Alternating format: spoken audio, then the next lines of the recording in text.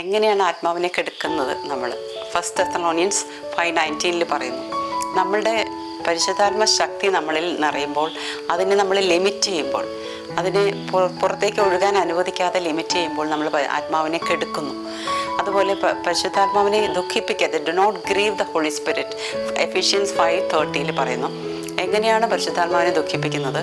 ഏതെല്ലാം രീതിയിലാണ്? നമ്മൾ ഒബീഡിയൻ്റ് ആവാതിരിക്കുമ്പോൾ, പരിശുദ്ധാത്മാവ് പറയുന്ന ആവശ്യപ്പെടുന്ന കാര്യങ്ങൾ അതുപോലെ ചെയ്യാതിരിക്കുമ്പോൾ, പരിശുദ്ധാത്മാവിൻ്റെ സ്വഭാവത്തിന് വിരുദ്ധമായ കാര്യങ്ങൾ ചെയ്യാതെ വരുമ്പോൾ പരിശുദ്ധാത്മാവ് ദുഃഖിക്കുന്നു.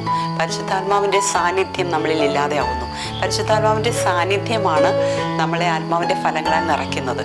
ആത്മാവിൻ്റെ ഫലങ്ങൾ നിറയുന്നില്ലെങ്കിൽ ആത്മാവിൻ്റെ കൃപാവരങ്ങൾ നമ്മളിൽ നിന്ന് അകന്നു പോകുന്നു.